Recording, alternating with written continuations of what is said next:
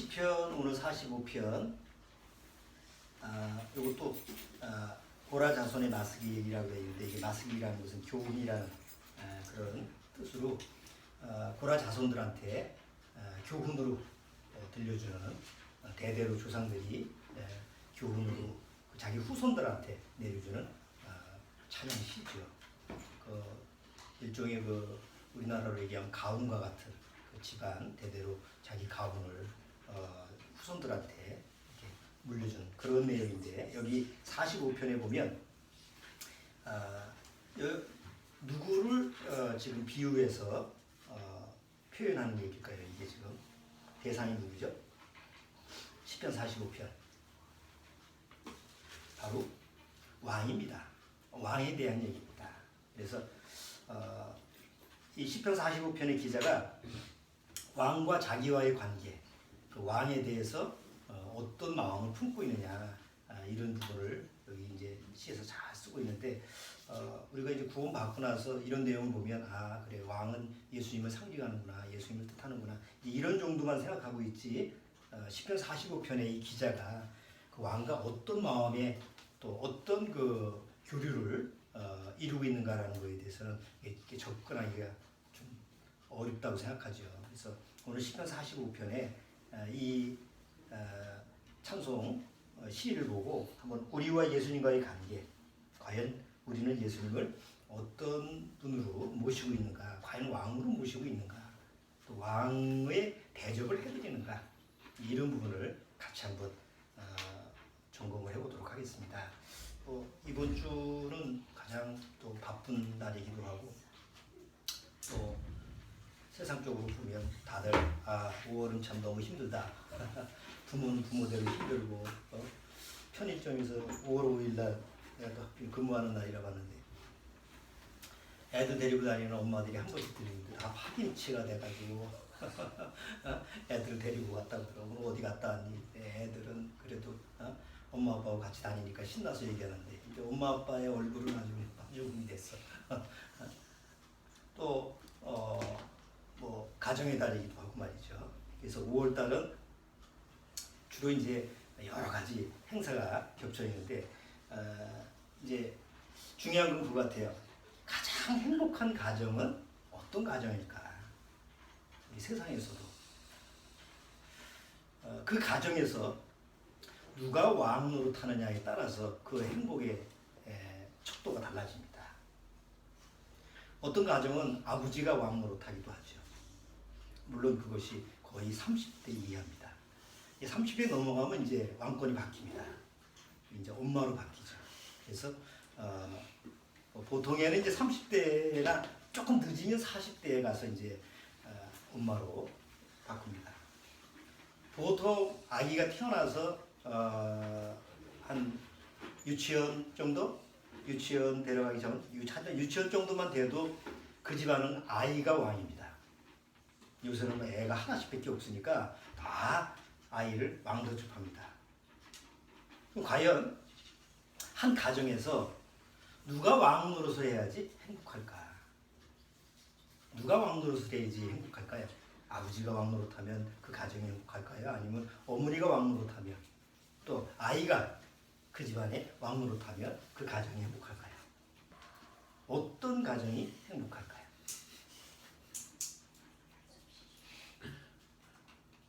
주어는 어떻게 생각해?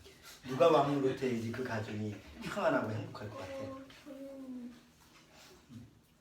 아빠, 엄마, 뭐 할아버지, 할머니, 아니면 너. 누가 왕 노릇해야지 그 가정이 행복할까? 저는 할아버지라고. 할아버지라고. 질서로 보면 그렇지. 결국 아빠요. 자, 아버지가 왕 노릇하다가 아버지가 직장에서 실직을 하면 그 가정은 파산이 됩니다. 그래서 심지어 아버지가 직장이 없이 가정이 위기다 그러면 극단적으로는 어떻게 해요? 그 아버지가 자식들을 다 데리고 동거해서 삽니다. 왜? 왕이니까. 내가 다스리는 이 가정의 백성들이 나 아니면 살 가망이 없으니까 애들하고 같이 죽죠. 엄마가 왕이면 엄마가 애들 데리고 같이 뭐 옥상에서 뛰어내리고 우리 기사에서 그런 거 보잖아요. 그렇죠? 애가 왕이면 나머지 백성들은 쫄쫄매죠. 애가 하나밖에 없는데 그 애가 아프면 온 집안이 비상이. 그 애가 집에 안 들어오면 그 온 집안이 비상사태야. 그래서 누가 왕이 되든 사실 행복하기 쉽지 않죠. 진짜 왕이 나라를 통치했을 때 그 나라의 왕이 어떤 왕이냐, 어떤 성품을 가지고 있느냐, 어떤 능력을 가지고 있느냐에 따라서 그 백성의 삶의 질이 달라지는 게 사실은 세계사고 우리나라의 역사입니다.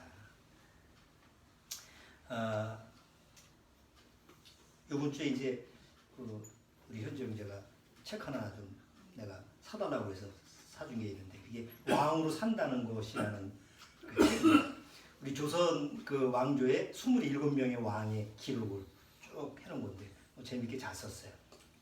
거기 27명의 우리 뭐 태중, 태세, 문단세, 뭐 여기 노래가 나오잖아. 거기까지 하고 그걸 외우는데 그 27명의 왕 중에서 가장 우리나라에서 선한 왕으로 치면 누구예요? 세종대왕이지. 가장 백성을 다스리고 백성을 위해서 살았던 그런 위대한 왕은 바로 세종대왕입니다. 세종 때 살았던 백성들은 참 그나마 행복했습니다. 뭐 다 잘 사는 건 아니었고 나름대로 문제가 있었지만 그래도 적어도 27명의 왕 중에서 세종 때 그래도 그 백성들은 많은 혜택을 입었죠. 그런데 가장 힘들게 살았던 시대가 어느 때나요? 연산군.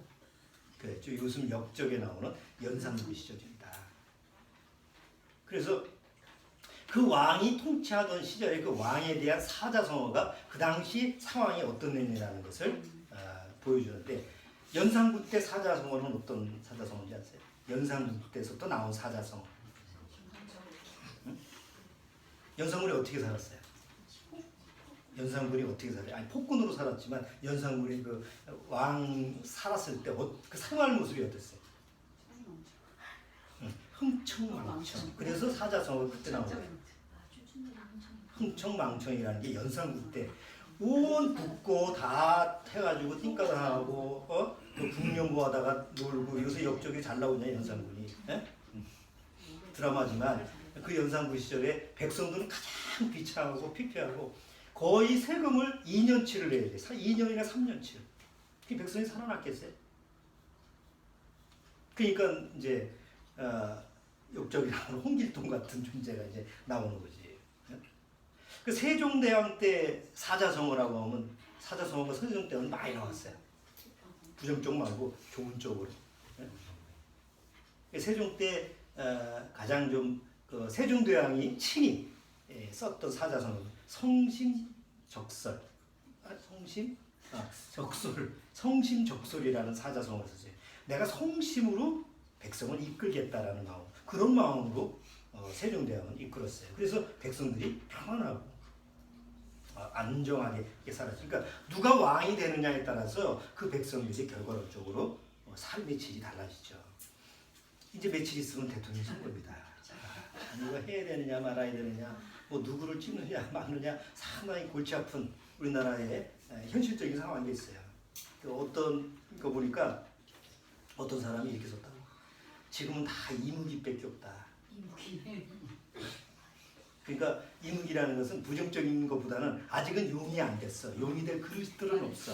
아직은 그냥 이무기 정도인데 누가 나중에 용이 될지 그건 모르겠는데 아직도 역량이 뭐 우리나라를 좀 이런 위기나 이런 저런 상황에서 이 사람 정도면 좀 구하겠다라고 할 수 있는 그런 역량 있는 사람이 없다는 거지. 그 사람이 용기 있게 썼더라고요. 그건 맞는 말 같아.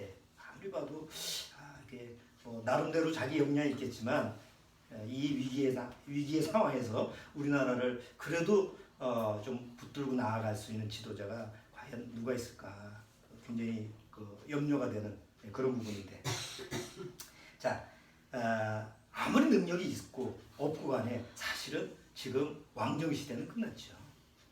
대부분의 왕정 시대는 끝났어요. 근데 왕의 마지막 왕의 최후가 다 비참해요. 그래서 아직까지 왕이 남아 있는 나라가 있죠.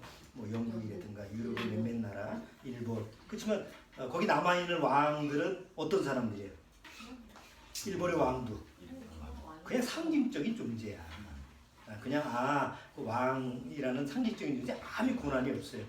뭐 영국의 여왕도 그냥 상징적인 존재잖아요. 그냥 우리나라에 이런 왕이 남아 있다. 중국의 마지막 황제가 누구죠? 중국의 마지막 황제. 영화도 나왔잖아요. 마지막 황제. 푸이죠, 푸이. 마지막 황제 그 영화에 보면 이 푸이가 마지막 황제에다가 결국 그 마지막 황제의 끝이 뭐냐면 정원사로 정원에 풀 깎는 정원사로 생을 마감합니다. 그 중국의 거대한 나라의 황제하면 우리나라의 오랜 역사 동안 우리는 황제 고종 때 와서 황제라는 거 잠깐 하다가 결국은 망했잖아요. 중국이라는 나라가 우리나라 속국으로 계속 다스렸던 그 황제가 마지막 그 황제의 자손이 정원사로 나중에 저 영국에 갔다가 다시 중국으로 돌아오면서 중국 공산주의 되면서 그냥 정원사로 쓸쓸하게 생을 마무리하는 게 왕의 최후였어요. 러시아의 마지막 니콜라이스라고 하는 황제 나중에 총살을 당하죠. 우리나라의 마지막 왕은 누구야? 마지막 우리나라의 맨 끝에 왕. 맨 우리나라의 마지막 왕. 왕건은 국가를 고려로 세운 왕건이고 마지막 왕. 맨 끝에. 순종. 고종의 아들 순종. 순종은 어떻게 됐어요? 일제시대니까. 일제시대에 순종은 한일합병에 도장을 찍어야 됐어요. 한일합병. 그것도 본인의 의사가 아니야. 억지로 우리가 일본의 합병, 그 나라를 합친다라고 하는 그 황제가 그 나라의 왕이 거기다가 도장을 찍기 얼마나 비참해요. 나중에 죽죠. 뭐 영화도 보잖아요. 마지막 또 그 고종의 딸 덕혜옹 죽은 일본 가서 쓸쓸히. 그래서 지금은 보통 세상에서도 왕의 최후라고 하는 것은 가장 비참하게 끝나고 다 이제 대통령제라든가 내각제로 지금은 바뀌었으니까. 근데 상황은 뭐 별로 차이가 없어요. 세상에서. 자, 성경에서 왕이라는 존재는 언제 출현할까요? 성경에서 왕이라는 어떤 그 호칭이 언제부터 나올까요? 성경에서. 왕이 언제부터 시작되었을까요? 왕. 아담과 타락한 이후에 카인이 하나님을 떠나서 에덴 동편으로 가죠. 그래서 에녹성이라는 자기 아들 에녹성이라는 걸 지고 거기서 이제 문명을 일으키는데 아마 카인이 초대 왕이지 않았을까 생각해요. 성경에 기록이 없지만 자스스로 내가 왕이요. 하나님 무시하고 사는데 뭐 내가 왕이요 하고 해서 하나의 문명을 이룬 그 역사가 진행되는데 아마 초대 왕이 세상에서 초대 왕이 가인이 시작이 되지 않았을까 이렇게 이제 추정을 합니다. 그런데 성경에서 왕이라는 명칭이 나오는 것은 아브라함 때입니다. 갈대아 우르에서 살았던 아브라함이 하나님의 지시에 의해서 가나안 땅에 가죠. 가나안 땅에 가는데 그 사라가 너무나 예쁘장하니까 그 가나안 땅에 사는 블레셋 족속의 왕이 이름이 아비멜렉이죠. 아비멜렉 왕이 예쁜데? 누구니? 우리 누이입니다. 이렇게 소리죠. 걔 죽을까봐. 그러면 우리 궁으로 데려오라. 그래서 뺏긴 그런 기록이 나와 있는데 그때 나오는 아비멜렉이라는 왕, 블레셋의 왕의 이름이 성경에 처음 나오는 왕의 칭호입니다. 그 다음에 이제 이스라엘 민족은 그 아브라함의 후손들은 왕이라는 게 없었죠. 하나의 부족이고 족장이었으니까. 그러다가 이제 애국에 아브라함의 후손들이 다 들어가죠. 그래서 아브라함의 후손이 70년이 나중에 400년 동안 종살이 하는데 누구 왕 밑에서 종살이 했죠? 애굽의 바로 왕 밑에서 종살이 합니다. 400년 동안. 그러니까 누구를 모신 거예요? 왕으로. 자기 민족이 아니죠. 애굽의 바로 왕을 왕으로 모시고 그리고 종노릇하고 살아간 게 이스라엘 민족의 역사입니다. 자, 그러다가 하나님이 모세라는 지도자를 보내줘가지고 애굽에서 건져내죠. 나왔어요. 애굽에서 나와서 다시 약속의 땅 가나안 땅으로 이끌고 갑니다. 자, 이끌고 가는 그 과정에서 하나님이 이스라엘 민족한테 앞으로 얘네들이 이스라엘 민족이 왕을 구할 거다라는 예언을 합니다. 앞으로 이들이 가나안 땅에 가면 틀림없이 왕을 구할 건데 왕을 구하게 되면 이러이러한 왕을 구하라는 걸 미리미리 이렇게 모세로 하여금 성경에다 기록하기입니다. 율법에다가. 그게 이제 신명기에 나옵니다. 아직 왕이 없을 때예요. 모세가 있었을 때 한번 보시죠. 신명기 17장. 신명기 17장.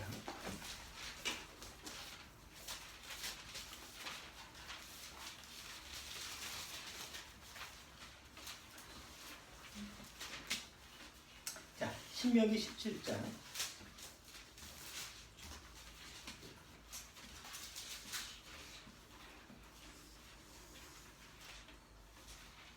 자, 14절 찾아보세요. 신명기 17장 14절. 자, 찾았으면 주원이가 한번 14절부터 조금 길지만 19절까지 좀 읽어주세요. 14절부터 19절까지.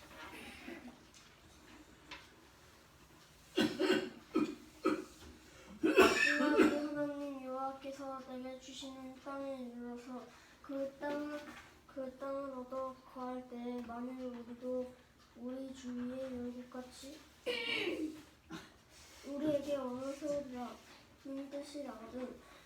반드시 네 하나님 여호와의 택하신 자를 네 위에 왕을 세울 것이며 네 위에 왕을 세우려면 내 형제 중에서 한 사람을 할 것이요 내 형제 아닌 타국을 네 위에 세우지 말 것이며 왕된 자는 말을 많이 바꾸지 말 것이요 말을 많이 얻으려고 그 백성을 애굽으로 데려가게 할 것이요 이는 여호와께서 너희에게 이르시기를 너희가 이후에는 그 길로 다시 돌아가지 말 것이라 하셨으며 아내를 많이 두어서 그 마음이 미혹되게 말 것이며 인종을 자비를 위하여 많이 쌓지 말 것이라.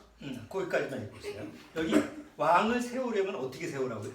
쭉 여기 항목이 나오죠. 그런데 보통 세상에 왕이 되면 하지 말라는 걸 지금 다 합니다. 여기 보면. 이스라엘 왕도 마찬가지죠. 보세요.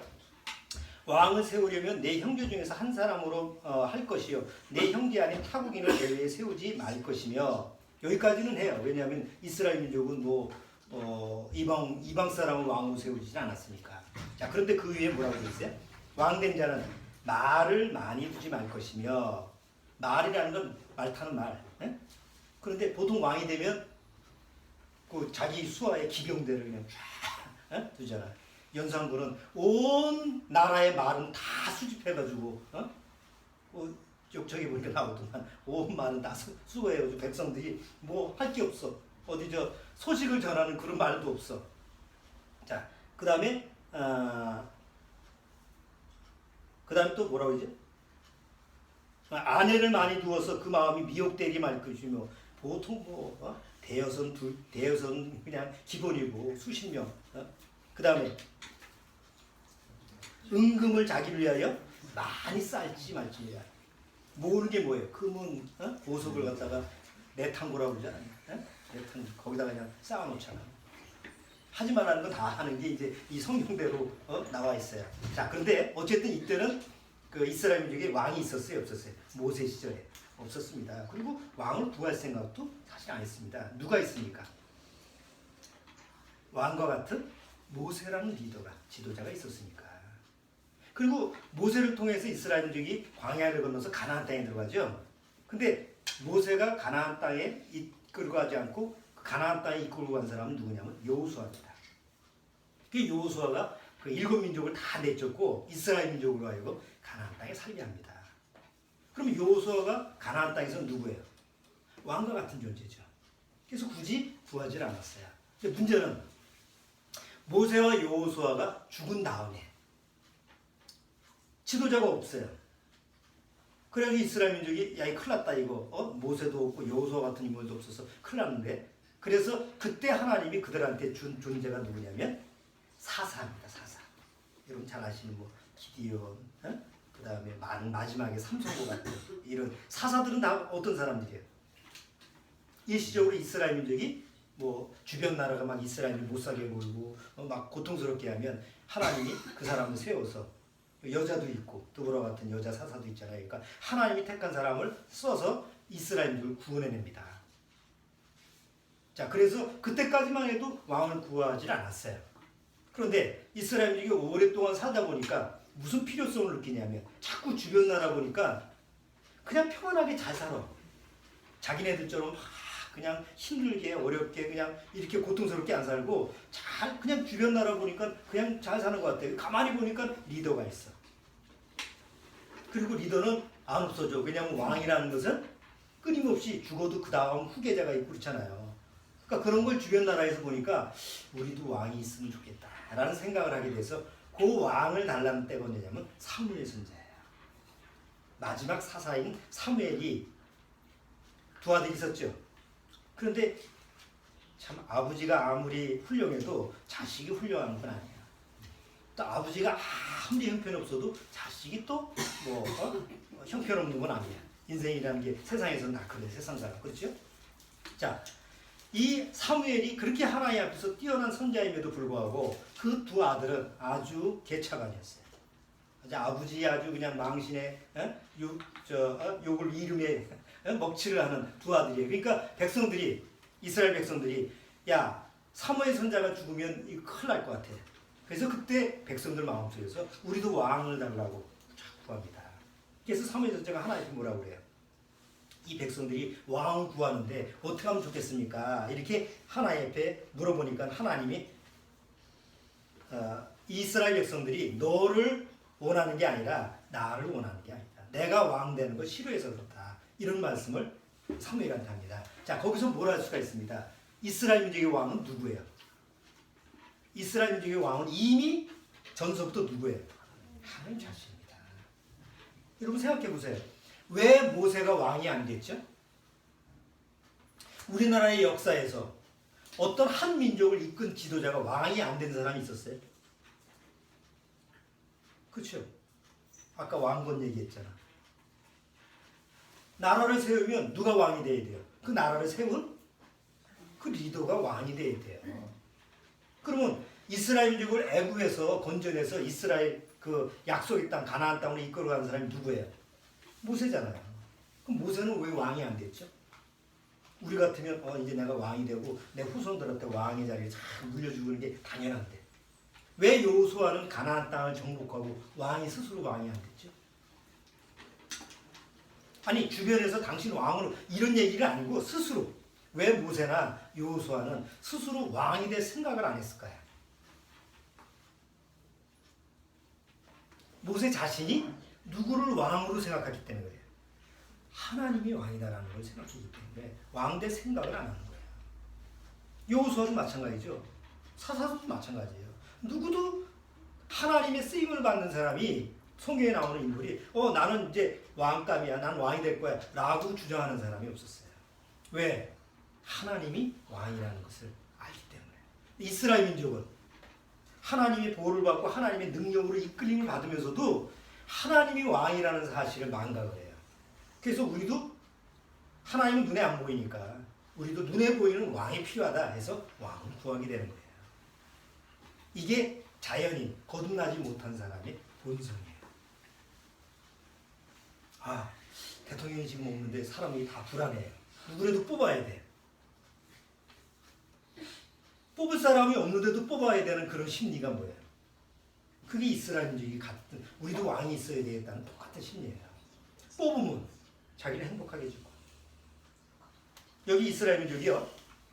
사무엘 앞에 가서 우리가 왕을 구하는 이유를 설명을 하는데 뭐냐면 우리도 그냥 왕 주세요가 아니에요. 우리도 이방 왕처럼 전쟁이 일어나면 맨 앞에 나가서 싸울 사람, 우리를 행복하게 다스릴 사람, 그런 왕을 구해주세요 라고 요구를 합니다. 그런 왕이 세상에 있습니까? 전쟁에 나가서 내가 하자라는 왕이 있습니까? 다 앞에 나가서 뒤에서 관망하고 있는 게 왕이지. 자기가 일단 편안한 쪽으로 추구하는 게 왕이지 백성들을 편안하게 하는 그런 게 아니잖아요. 뭘 몰라도 한참 모르잖아. 우리가 리더를 뽑는다, 대통령 뽑는다. 아, 나라를 지킬 거야. 아닙니다. 문제가 일어나면 먼저 도망갈 거예요. 왜 지하 벙커를 만들어놔? 그러면 일반 백성들의 지하 벙커부터 다 만들어줘야지. 왜 청와대 밑에 지하 벙커가 있냐고.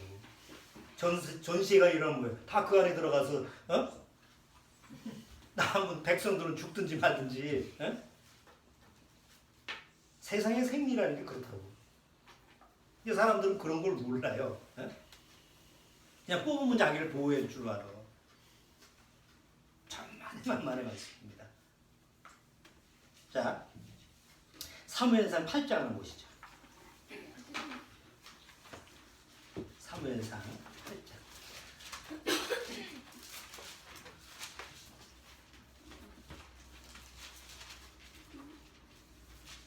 8장 20절. 8장 19절 20절. 왜 이스라엘민족이 하나님 앞에서 왕을 원하느냐라는 그 이유를 설명하죠. 19절 20절 주원이가 한번 읽어주세요.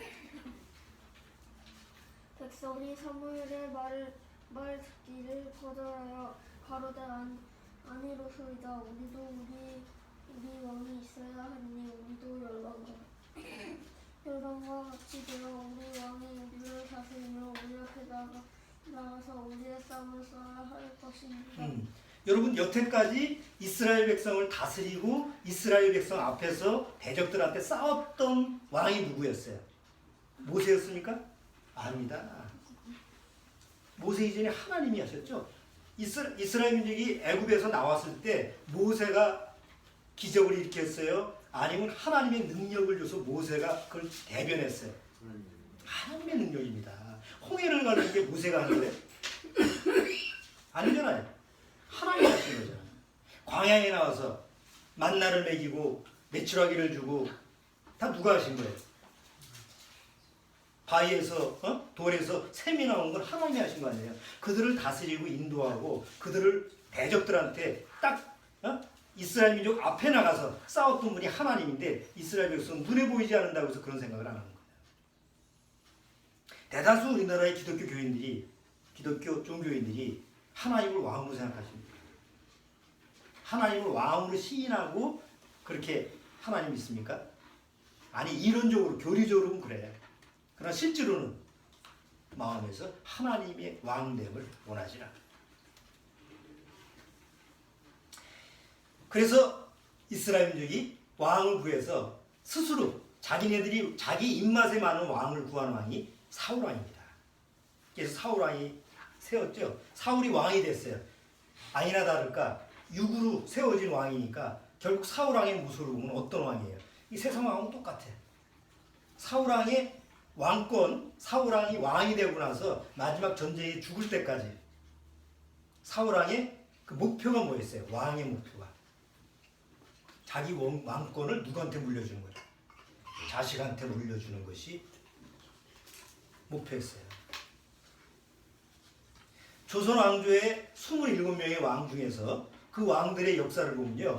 그 책자에 보니까 다 왕 재임 기간 동안에 한 일이 뭐냐면 왕권 강화예요. 드라마에 늘 보시죠? 이방원이 전에 할 때 이방원이 자기가 왕 되기 위해서 누구를 죽여요? 형서부터 죽이죠. 형, 두, 그 다음에 동생 다 죽여. 그때만 그런 게 아니에요. 역대 왕들의 모습을 보면 자기가 왕이 되고 나서 혹시 모를까봐 주변에 있는 왕자들은 다 죽여. 참 왕자로 태어나는 건 비참해요. 왕자로 태어난다는 그 자체가 왕이 되기는커녕 왕자로 태어나는 그 자체가 늘 목숨이 왔다 갔다 해. 그게 그 역사에 보면 그대로더라고. 그러니까 왕이 되면 백성을 다스리고 뭐 이런 거는 둘째 쳐놓고 우리나라 같은 경우는 특히 심하더라고. 워낙 이 당파가 심하다고 지금도 그렇지만 워낙 각 당파가 심하다 보니까 그 자기가 이왕 주어진 그 왕권을 그걸 유지하기 위해서 계속 견제를 해야 되고 또 뭐 잘못하면 독살을 당하거나 아니면 뭐 되게 뭐 병사하고 막 다 그러더라고. 출처는 죽었는지 뭐 독사를 당했는지 자연사를 했는지 모르지만 하여튼 죽었어. 왕들이. 그 왕으로 산다는 건 참 쉬운 일이 아니다. 그 책의 제목이 그거예요. 사울 왕이 그랬어요. 사울이 왕이 되고 나서 조금 있다가 누가 나타나요? 자기보다 뛰어난 다윗이 나타납니다. 그리고 다윗이 이제 하나님 앞에 자기는 폐위가 되었고 하나님이 자기를 버렸고 이제는 새로운 왕 다윗을 세운다는 걸 사울이 알게 돼요. 그 다음부터 그냥 저 다윗을 죽이려고 그냥 끝까지 다윗을 죽이려고 하는 게 사울 왕이 하는 일이에요. 물론 그중간에 중간에 전쟁도 하고 있었지만 주된 일이 우리나라 역대왕은 똑같아요. 자, 근데 사울 왕이 죽고 나서 하나님이 이제 진짜 세운 왕이 다윗 왕입니다. 정말 다윗 왕은 이스라엘 민족의 왕으로서 이스라엘을 하나님의 뜻에 맞게 이끌어가는 왕이죠. 다윗 왕 같은 존재가 없었죠. 여러분.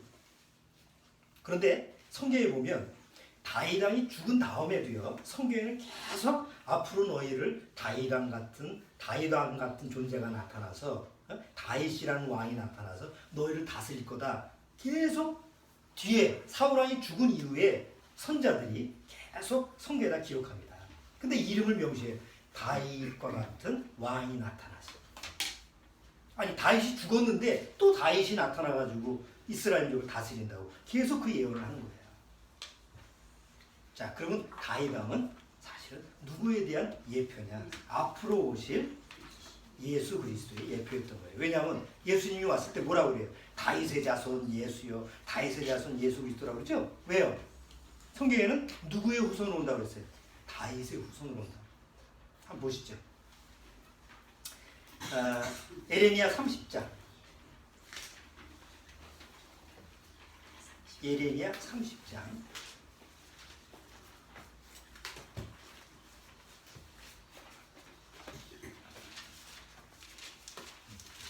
예레미야 30장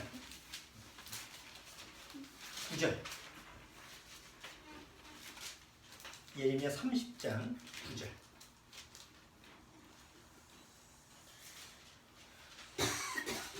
여러분, 예레미야 선지자가 활동했던 때는 다윗 시대 전이에요? 다윗 시대 이후예요? 예레미야는 언제 활동했어요? 다윗이 죽은 이후에 한참 지난 후죠. 그런데 여기 예레미야 선지자가 뭐라고 그래요? 자, 여기 9절 한번 같이 읽어보죠. 9절. 너희는 너희 하나님 나 여호와를 섬기며 내가 너희를 위하여 일으킬 너희 왕 다윗을 섬기리라. 아니 다윗 왕은 이미 왔다가 간 인물인데 너희에게 다윗 왕을 줄 건데 그 다윗 왕을 너희가 섬길 거다. 이런 얘기를 예언을 하는 거예요. 그러니까 이스라엘 민족이 이걸 봤을 때는 우리 조상 다윗 왕인데 또 다윗 왕이 온단 말이야? 이런 항상 마음속에서 의문점을 가지게 되죠. 그래서 계속 나중에 이스라엘 역사에서 누구를 기다리냐면 다윗과 같은 왕을 기다렸던 거예요. 그래서 예수님이 오셨을 때 이스라엘 백성이 뭐라고 해요? 다윗의 후손 예수요. 그리고 실제로 예수님은 누구의 후손으로 왔어요? 다윗의 후손으로 왔죠. 혈통적으로. 호세아서 3장.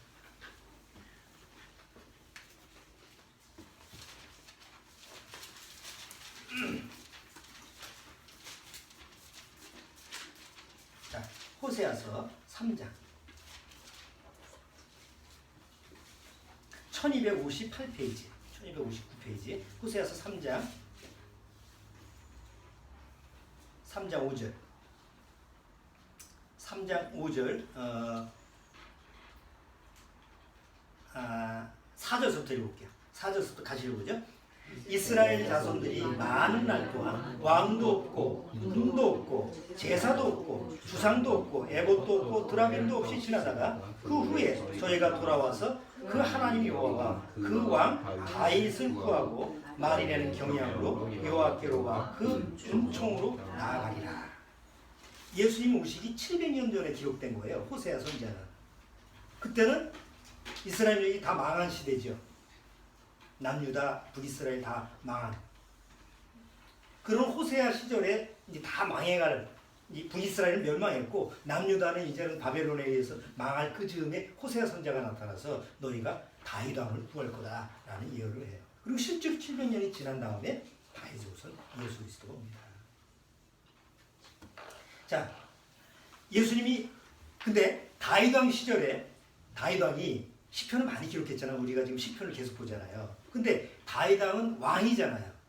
우리나라의 왕이 되면 어떤 생각을 해요? 내 위에 있다 없다.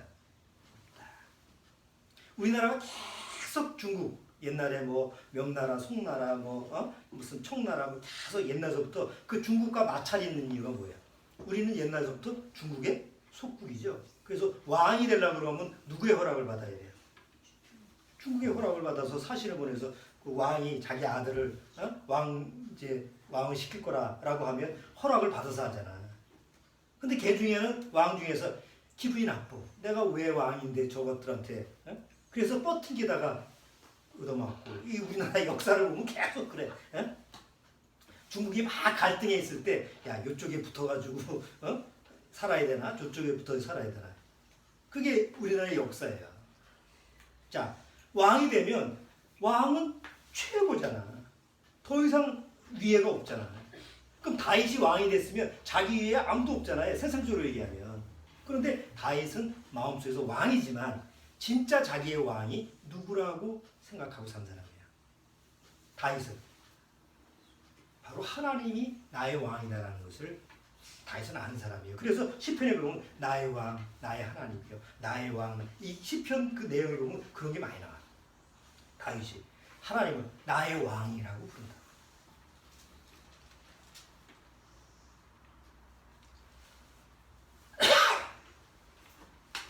여러분 세상에 스스로 왕이 되는 사람은 거의 없죠. 스스로 왕이 될 수도 없죠. 어떻게 백성이 국민이었는데 뭐 혼자 왕 노릇해서 뭐해? 그렇죠? 아버지가 집의 왕이었어. 그런데 아버지의 그 폭력에 시달려서 엄마는 가출하고 아이들도 가출해버렸어. 집에 혼자만 남았어. 어떻게 왕 노릇할 거야? 혼자 있는데. 왕은 백성이 있어야 될 거 아니에요. 자, 사람들은 리더를 뽑으래요. 리더를 뽑아. 우리나라도 이제 대통령 선거 때 사람들이 이제 다 올해는 뭐 투표율이 뭐 80%가 된다니 뭐 그렇게 나오죠. 그렇게 예정을 하는데 그렇게는 안 나오겠지. 그렇게 사람들이 한 가지는 안 나와. 다 놀러 갔는데 뭐. 자, 보세요. 왜 사람들은 리더를 뽑으려고 그럴까요? 지원차 왕 노릇하고 살아야 되잖아. 근데 왜 사람들은 키놓고 왕을 뽑고, 왜 나라의 대통령을 뽑아야 되고, 왜 장을 뽑아야 되고, 학교에서 반장을 뽑아야 되고, 부원장, 줄반장, 청소반장, 계장, 개 모임에서도 뭐 동창회 모임에서도 장이 없으면 안 돼. 왜 리더를 뽑으려고 하죠? 왜 사람들은 리더를 원해요? 왜 원할까? 왜 리더를 원할까? 사람들은. 주원이 반에 반장 있지? 아니요, 아직 안 뽑았어요. 아직은 안 뽑았어? 자네 출마 의사가 있나? 나도 한번 출마를 해서 내가 반장을 좀 해봐야 되겠다. 출마 의사가 있나? 형은 했잖아. 그 리더가 없으면 리더가 없으면 어떻게 될 것 같아? 친구들이 응. 잘 따라할 수가 없어가지고 무질서하다 이거지. 네, 지멋대로 해서. 네. 그래서 통제할 수 있는. 통제 그러면 네가 반장을 뽑으면 어떤 애를 뽑아야 될 것 같아? 저라면 응. 그냥 아이들을 잘 따르는 잘 통솔하고. 그렇지. 그 마이클 네콥이라는 사람이 쓴 책이 있는데 우리는 왜 리더를 따를까라는 책이 있었어요. 몇 년 전에 나온 책인데 우리는 왜 리더를 따를까? 두 가지 동기가 있대요. 그 사람이 쓴 책에 보면 두 가지. 첫 번째는 돈이나 명예나 권력이나 자기가 원하는 것을 얻기 위해서 리더를 뽑는데요. 그렇죠. 자기하고 아무 이해관계가 없는데 괜히 뽑겠어요? 그렇잖아요. 대통령을 뽑는 것도 저 사람 뽑으면 그래도 뭐 연금이라도 좀 더 줄까? 어? 아니면 뭐 나한테 뭐 혜택이라도 할까? 해서 하는 거지. 뽑아놔봐야 나한테 아무것도 주는 게 없다고 그러면 관심이 없잖아. 그렇잖아요? 뭐 난 너한테 받을 것도 없고 줄 것도 없다. 어? 이렇게 하면 투표 안 해. 어? 그래서 뭐래도 찍은 놈이 나한테 하나 더 주겠지 하는 사람을 찍는 거 아니에요. 그렇잖아요. 다 그게 이해관계가 있으니까. 그래서 자기한테 뭐 돈이나 명예나 뭐 무슨 물건이나 아니면 어쨌든 이익이 될 것 같기 때문에 리더를 뽑는데요. 또 하나는 그거는 이제 보이는 그 의식적인 동기예요. 또 하나는 무의식적인 동기예요. 자기도 몰라. 그런데 괜히 그 사람을 추종해. 보세요. 히틀러 때 히틀러를 추종하는 사람들이 많았어요. 억지로 뭐 그 밑에서 뭐 유태인을 죽인 사람도 많지만 자발적으로 히틀러를 쫓아간 사람들이 대다수예요. 독일 국민 중에서. 왜 그래요? 본인들도 몰라 왜 그러는지. 그들은 하여튼 쫓아갔어. 지금 김일성, 김정일, 김정은까지 거기 텔레비전 맨날 보시죠? 나이 늙은 사람들이 뒤에서 막 그 20대 지금 30대도 안 됐잖아. 그 막 열렬히 환호하고 다 왜 쫓는 거야?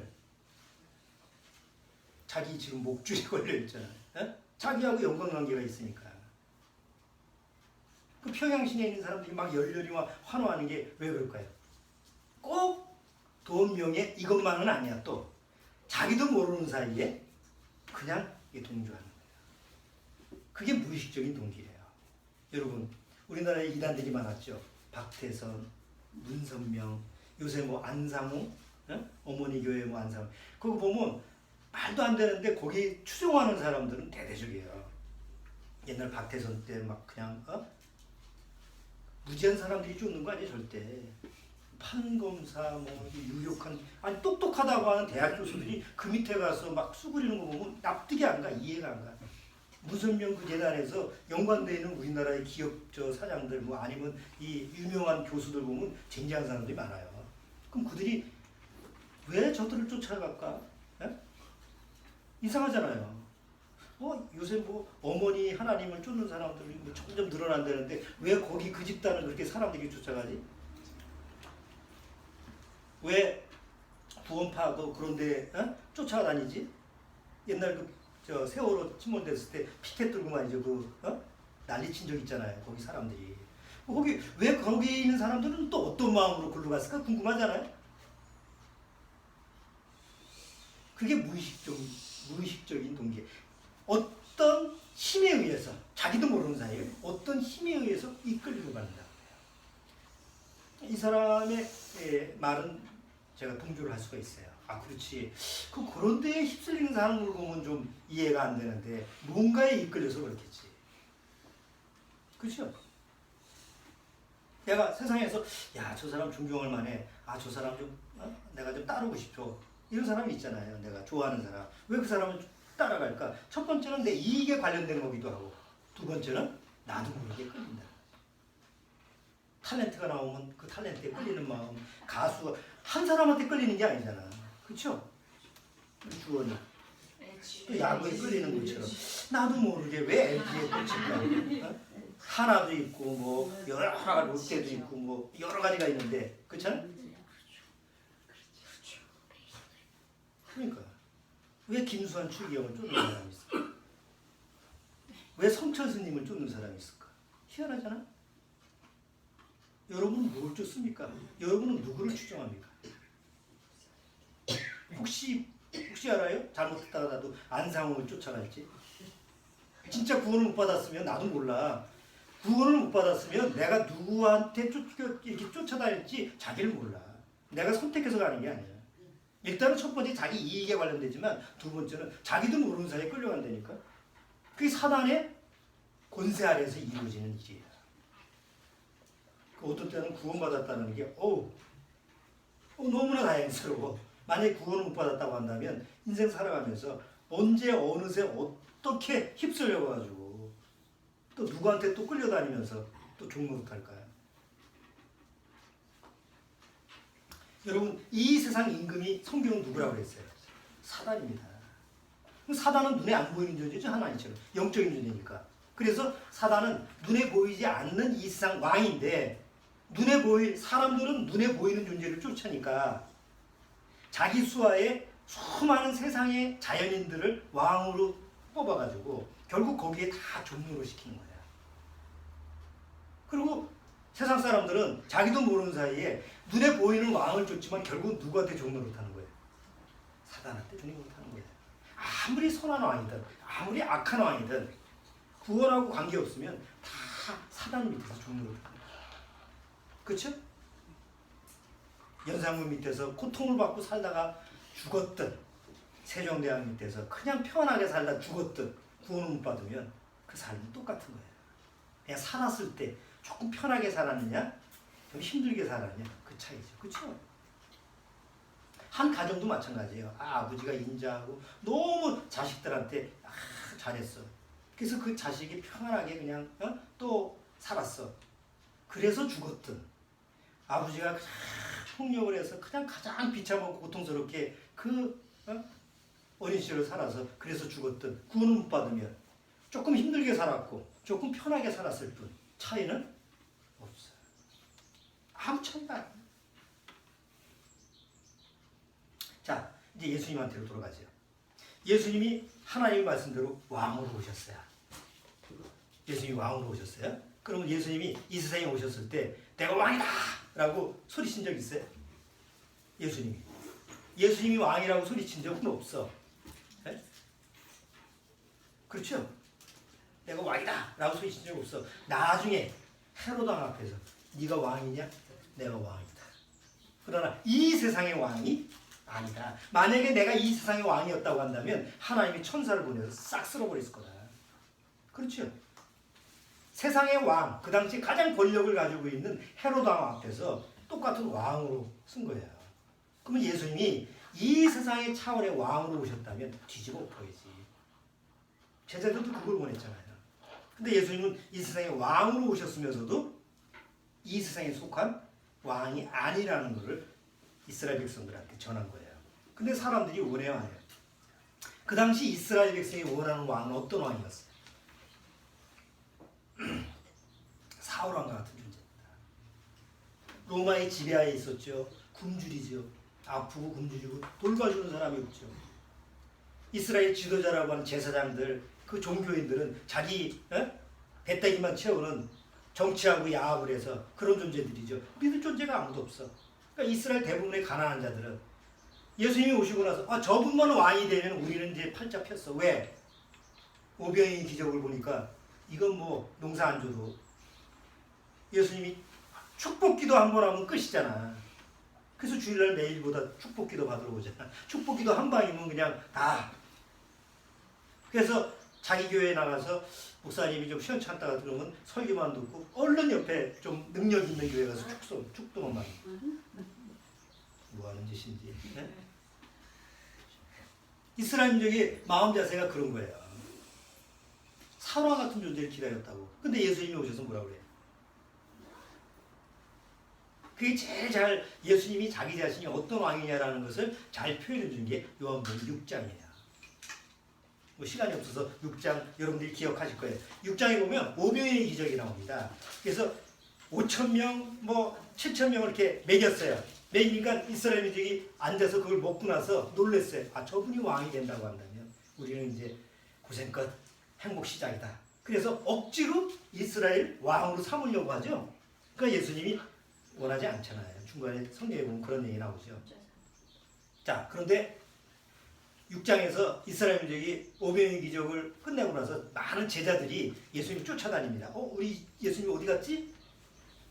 그 쫓아다니는데 예수님이 이제 자기를 쫓는 추종자들을 모아놓고 얘기를 하시는 거예요. 나는 이 세상에 생명의 빵으로 왔다. 너희 조상들이 하늘에서 만나를 먹인 것처럼 나도 생명의 빵으로 왔다. 이렇게 얘기하니까 그럼 우리도 그 생명의 빵 주세요. 굶주리지 않게. 내 살이 생명이고 내 피가 생명이니 내 살을 먹고 내 피를 마시라 하니까 듣는 추종자들이 갑자기 도는 거예요. 야, 이거 깊이 들어가면 안 되겠구나 이거. 가만히 들어보니까 이상한 얘기를 하는 거예요. 아니 생명의 빵을 달라고 하니까 일반 세상으로 얘기한다고 한다면 그런 식으로 세상적으로 접근할 텐데 내 살과 피를 마시라니 이게 말이 되는 얘기예요? 그리고 조금 있다가 사람들이 의아하고 있는데 거기다가 딱 종지부를 찍는 거예요. 살리는 것은 영이니 육은 무익하니라. 아니 우리는 육신의 것을 채워달라고 지금 왕을 모시려고 그러는데 육은 무익하다고 그래? 이러면 안 되는데 사람들이 마음에서 좀 막 불협화음이 일어났을 때 거기다가 완전히 마침표를 찍은 게 뭐냐? 내 아버지께서 오게 하지 아니하시면 나에게 올 자가 아무도 없느냐고 마침표를 딱 찍어요. 마침표를 찍는 순간 다 갔어요. 예수님을 추종하는 무리들이 다 가고 거기에 다시는 그와 함께하지 아니하더라. 누가 남았어요? 12제자가 남았어요. 그래서 그 제자들이 뭐라고 그래요? 예수님이 제자들 보고 너희도 갈래? 너희도 가려느냐 하니까 이제 베드로가 나타나서 그러잖아. 살아계신 하나님이 아들이 오는데 우리가 어떻게 떠납니까? 그 이후에 이제 얘기가 진행되는 거예요. 여러분 세상에서 사람들의 마음이 다 왕하면 육신의 것을 채워주는 왕이지 영혼의 것을 채워주는 왕 절대 구하지 않습니다. 요번에 열 몇 명이 대통령 나왔다며 왜 3억 원씩이나 되고 그렇게 내가 보기에는 명함에다가 새기려고 나올 것 같아. 근데 만약에 구원받은 사람이 나와서 난 여러분을 다 구원받게끔 인도하겠습니다라고 하면 어떻게 할까요? 한 놈도 안 칠 거예요. 한 여자도 안 칠 거예요. 전혀 받아들일 수가 없는 거예요. 세상에서는. 그래서 구원받은 사람이 정치 쪽으로 나갈 수는 없어. 힘들어. 뭐 구원은 받고 일은 할 수 있어도 내가 나라를 구하겠다. 아니 하나님이 버린 나라를 어떻게 구하겠다는 겨. 말이 안 되지. 그렇죠? 내가 세상을 한번 건지겠다. 구원받은 사람으로서는 이 상이 안 맞아. 이스라엘 민족이 예수님이 왕으로 입성할 때 예루살렘 입성할 때 못 타고 가셨어요. 보통 왕이 자기 왕 위임을 받으려면 못 타고 해요. 백마를 타잖아. 백마든지 아니면 아주 멋있는 마, 준마를 타고 입성하잖아요. 예수님은 예루살렘 성에 뭘 타고 입성했어요?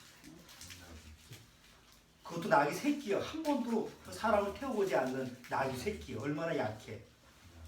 예수님 몸무게가 적게 나가서 그랬겠지만 무게가 많이 나갔으면 감당이 안 되지. 그 낙이 새끼를 타고 가는 예수님 모습이 얼마나 우스꽝스러워요. 그런데 왕이라고 하는 그 자기들의 상상 속에서 우리들도 왕이 있다라고 하니까 바닥에다 뭘 깔아요? 종려나무. 왕이 행차할 땐 종려나무를 깔고 자기 옷을 깔잖아. 그래서 예루살렘에서 많은 백성들이 왕의 행차를 준비했다고. 우리나라의 정조가 화성 행차를 할 때 얼마나 대단하게 했는지 아세요? 천기천이 보면 나오죠? 대단했어요. 그 정도로 가야 되는데 예수님의 왕의 행차는 아주 형편없었어. 그럼에도 불구하고 이스라엘 민족은 왕으로 오신다는 그 기대감 때문에 막 깐 거예요. 그래서 호산나를 외친 거예요. 그런데 로마 군사한테 잡혀가지고 헤로드 앞에 신문을 받을 때 대다수 이스라엘 백성이 예수님을 바라보니까 어떤 모습이에요? 찢기고 피투성이고 가시 면류관을 쓰고 막 왕감이 아니구나. 왕인 줄 알았더니 형편없네. 에? 저렇게 뭐 죄인 취급당하고 질질 흘려다니고 저게 무슨 왕이야? 우리를 보호할 수 있겠어? 그러니까 그 다음에 호산나 했던 사람이 뭐라고 그래? 바라바냐 예수냐 둘 중에 고르라 하니까 죽여라 바라바. 예수는 죽이라 해서 그걸 군중이라는 거예요. 그게 군중심이에요. 세상은 절대 영에 속한 사람을 원하지 않습니다. 리더로. 예수님이 의의 왕으로 오셨잖아요. 세상은 불의의 왕을 원하는 불의의 지도자를 원해요. 그리고 실제로 그래야 돼. 착한 사람 왕 되면 노무현처럼 자살해. 웬만한 사람 자살하는데 정치인들 아우리 목에 칼이 들어와도 그런 사람이 정치를 해야 돼. 예수님은 평강의 왕으로 오셨지. 그렇죠? 세상은 뭘 원해요? 전쟁에서 승리하는 강한 왕을 원하지. 강한 리더를. 예수님은 영생을 주시는 왕으로 왔어요. 세상은 어떤 왕을 원해요? 영생 같은 거 필요 없어. 뭐 지금 뭐 얼마나 살지 뭐 짧고 굵게 살면 되지. 영원히 사는 거 아이 징그러워. 난 그런 거 원하지 않아. 그냥 세상에서 잘 먹고 잘 살게 해주는 왕. 그래서 예수님은 왕으로 오셨지만 세상에서는 저거는 귀신의 왕 바알세불하고 같이 통하는 자야. 이렇게 모함을 당하죠. 십자가에 죽을 때는 팻말에 뭐라고 했어요? 팻말에 뭐라고 붙였어요? 유대인의 왕 이게 안 썼습니다. 자칭 유대인의 왕. 그러니까 왕칭을 받았어요? 못 받았어요? 못 받았어요. 왜? 예수님은 이 세상에 왕으로 오신 게 아니죠? 이 세상에 첫 번째 오시는 건 이 세상에 왕으로 오신 게 아니에요. 두 번째 오실 때, 재림하실 때 진짜 왕의 모습으로 오시지. 첫 번째는 우리의 죄를 짊어지고 죄인의 모습으로 짊어지는 그 희생양으로 오시는 거예요. 첫 번째는. 왜? 그래야만이 예수님이 첫 번째 희생양으로 오셔서 십자가에 죽어야만이 누구를 모을 수 있어요? 통치할 수 있는 자기 백성을 모을 수 있잖아요. 그렇죠? 예수님의 백성은 이 세상에 왔을 때 아무도 없었어요. 다 사단의 백성들이야. 그런데 예수님이 십자가의 죽으심으로 말미암아 피를 흘려서 그 사단의 권세에서 종로로 타는 그 백성들을 다 건져서 누구 백성으로 삼은 거예요? 자기 백성으로 삼은 거예요. 그래서 예수님이 십자가를 보고 믿고 거듭난 자만이 누구의 백성이 된 거예요? 예수님의 백성이 된 거죠. 자기가 다스릴 수 있는 백성을 만들기 위해서 오신 거예요. 그리고 십자가에서 죽고 피를 흘리심으로 말미암아 자기 백성을 삼으셨죠. 그게 누구예요? 구원받은 저와 여러분이야. 우리 왕은 누구예요? 우리 왕은 누구예요? 이제 나를 구원하신 예수님이죠. 그러면 나를 구원하신 예수님이 왕이라는 걸 정말 믿은 사람은 스스로 왕으로 타겠어요? 자기가 왕으로 타겠어요? 시킨다고 해서? 여러분 이제 시편 돌아오겠습니다. 시편 45편. 여기 시편 기자가 왕에 대해서 어떤 것을 마음에서 깊이 생각하고 묵상했느냐라는 걸 잘 보세요. 자, 1절에서 5절. 내 마음에서 좋은 말이 넘쳐 왕에 대하여 지은 말을 말하니 내 혀는 필객의 붓과 같도다. 왕은 인생보다 아름다워 은혜를 입술에 먹음이니 그러므로 하나님이 왕에게 영영이 복을 주시도다. 여기 왕에 대한 어떤 얘기예요? 자기 왕과 자기와의 관계가 어떤 관계예요? 사랑의 관계를 얘기합니다. 여러분 이 세상에 아무리 인자하고 어진 왕이 우리 세종대왕 같은 왕이라 할지라도 백성들을 얼마나 다스렸어요? 세종대왕 백성을 위해서 많은 걸 했어.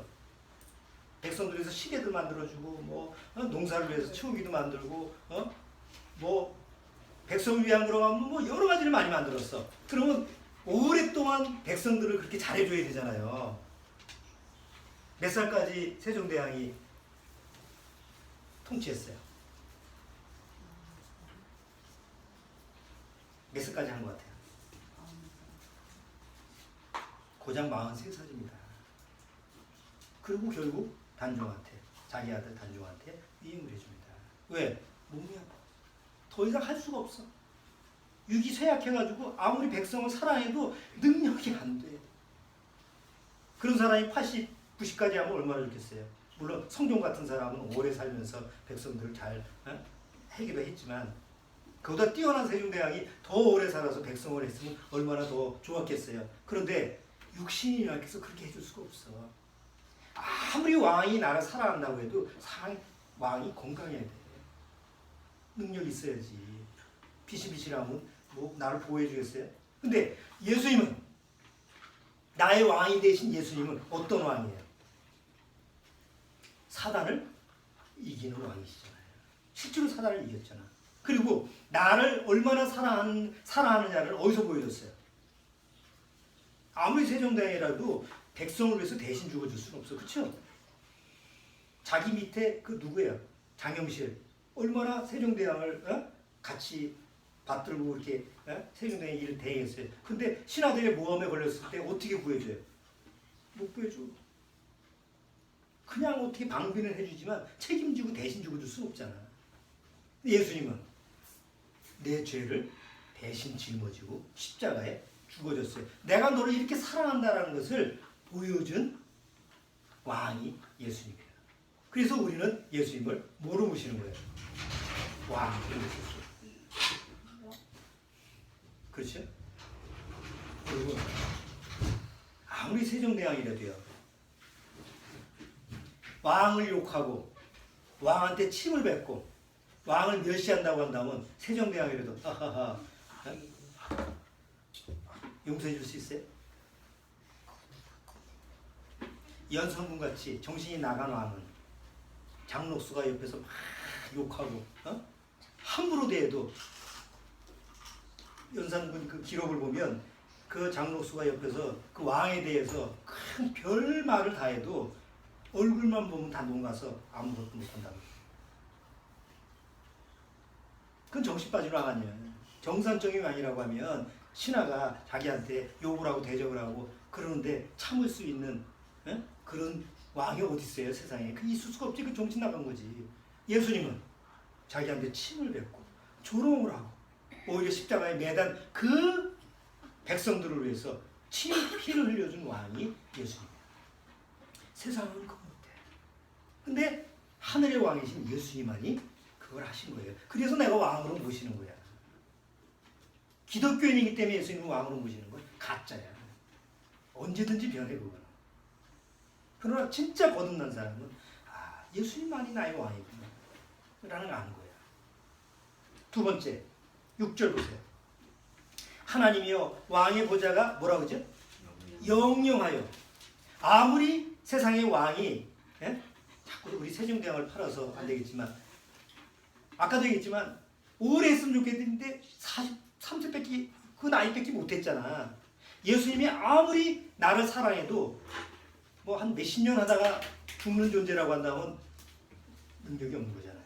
그렇죠? 근데 예수님은 어떤 분이에요? 영원하신 왕이야. 나는 영원하지 못해. 육신이 그냥 없어질 수 있는, 육신이 망할 수 있는 존재야. 근데 예수님은 나를 영원히 지킬 수 있는 분이야.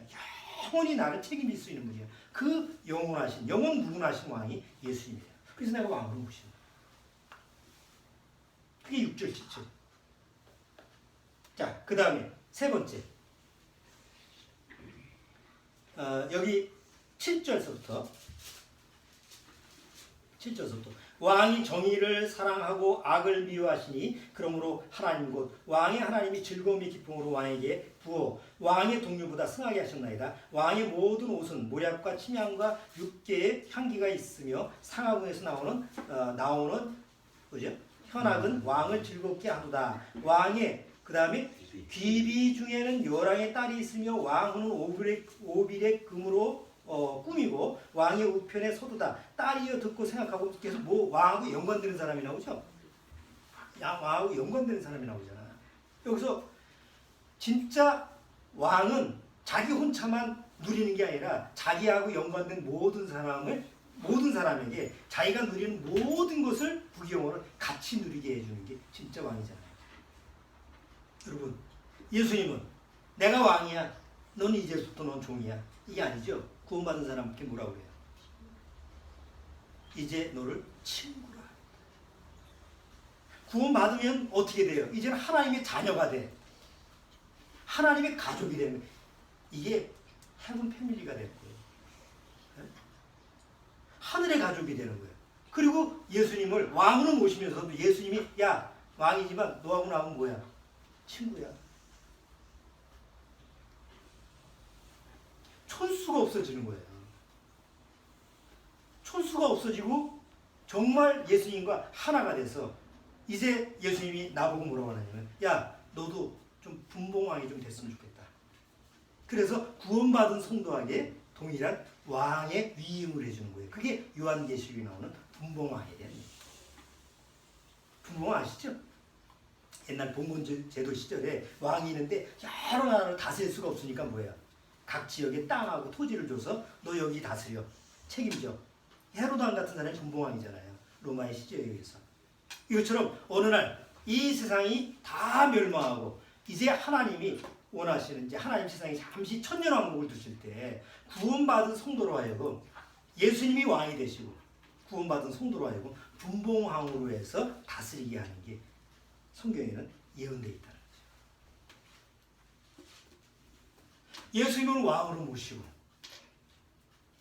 그 영원하신 예수님과 영원히 살면서 그리고 영원히 종로로 타는 게 아니라 나도 무슨 노릇 탄다고? 왕 노릇 탄다고 한다면 이거 같은 대단한 일이 어디 있어요? 왕 되는 것도 불가능한데.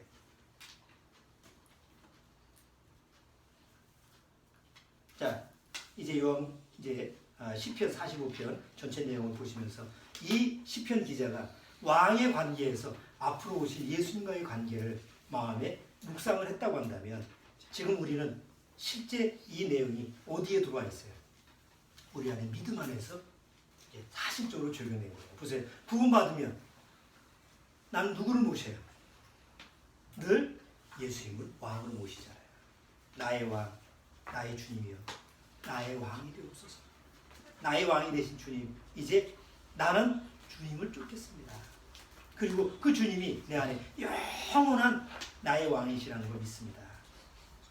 그리고 어느 날 주님이 나도 분봉왕 역할을 주신다고 약속했으니까 나는 거기에 대한 뭘 해야 돼요? 여러분 보세요. 종으로 산 사람은 주인이 되면 주인으로 살 수 있어요, 없어요? 절대 못합니다. 종은 종으로 살 수밖에 없어요. 여러분 갑자기 왕을 시키면 왕 노릇 내가 해요, 못해요? 못합니다. 왕으로 살아야지 왕 노릇을 하지. 왕 노릇을 하려면 왕에 대한 삶을 연습을 해야 돼요. 우리가 이 지상에 육신을 갖고 사는 이유가 그렇습니다. 하나님이 구원받고 나서 바로 데려가지 않고 이 지상에 비록 이 고통의 이 죄악의 세상에서 구원받은 나를 놔두신 것은 헤븐 패밀리를 좀 살으라고. 그리고 그 사는 법은 어디서 가르쳐줘요? 교회라는 곳에서 가르쳐줘요. 왕의 제도가 있고 왕의 풍습이 있고 왕의 언어가 있고 왕이 살아갈 수 있는 모든 생활 모습이 다 실제 연습할 수 있는 그 장소가 어디냐면 교회예요. 교회에서 왕의 훈련을 받는 거예요. 언어. 옛날 우리나라 왕자 되면 훈련시키잖아요. 앞으로 왕이 되기 위해서 훈련시키는 것처럼 구원받은 성도를 교회를 통해서 왕, 정말 예수님의 분봉왕 역할을 할 수 있는, 감당할 수 있는 이런 사람으로 교회에서 훈련시키는 거죠. 왕은 숫자가 많아요, 적어요? 적습니다. 너도 나도 왕이면 누가 왕이야? 그냥 1000명, 10,000명, 10만 명 모여서 어떻게 왕을 시키나? 그렇게 숫자가 많은 게 아니에요. 수가 없어도 하나님이 원하시는 그런 예수 그리스도를 담는 그런 왕의 모습을 교회를 통해서 교육받는, 양육받는 이런 축복이 우리한테 주어지는 것이 너무나 감사한 거죠. 이번 주가 가정의 달 아닙니까? 여러분, 우리 가정은 누가 왕이 돼야 돼요? 결론은 아빠가 왕이 되면 조만간 끝납니다. 왜냐? 조금 있으면 이제 엄마로 바뀌죠. 그게 시기적인 문제지. 조금 있으면 아빠가 지금 아무리 왕 노릇해도 오래 못 가. 조금만 지나면 엄마로 바뀌어. 엄마가 왕이 되면 행복 끝 불행이 시작입니다. 엄마가 못해서 그런 게 아니야. 질서가 없는. 그러다가 조금 지나면 애가 왕 노릇합니다. 그럼 무질서 천지가 됩니다. 그래서 나중에 한 가정이 다 뿔뿔이 흩어져서 모이질 않는 거예요. 그렇죠? 현대 가정은 모이질 않아. 우리는 매주 모이잖아. 아버지가 왕 노릇하면서 야 교회 나와 그러면 한 번도 안 나와. 난 내가 원하는 교회 갈 거예요. 그럼 땡이지. 근데 누가 왕이기 때문에 모일 수 있는 거예요? 각자 예수님이 왕이기 때문에 구심점이 예수님이 왕이기 때문에 자연스럽게 모일 수 있는 거예요. 그건 인위적으로 되는 게 아니에요. 앞으로도 마찬가지죠. 한 가정에 예수님이 왕이 돼요. 그러면 모두가 행복해져. 이 질서의 원리, 이 창조의 원리를 잊으시면 안 돼요. 누가 왕이 돼야 된다고? 나를 구원하신 예수님만이 왕이 돼요. 그래서 영화 제목이 왕중왕이에요. 기도하겠습니다. 주님 감사합니다. 우리의 왕 되신 예수님, 이제 내가 왕의 자리를 주님한테 내어드렸고 나는 영원히 주님의 노예고 주님의 종이고 주님의 하인이라는 사실을 잊지 않게 하옵소서. 내가 종로로 시키는 그런 왕을 모신 게 아니라 오히려 친구로, 나를 가족으로, 이제는 분봉왕으로 나를 세워주는 그 하나님, 그 예수님이 너무 귀하고 너무 사랑하고 너무 엄청나서, 그 은혜가 엄청나서 매일매일 그 주님의 왕된 사실에 감격하게 하옵소서. 예수님의 이름으로 기도드리옵나이다.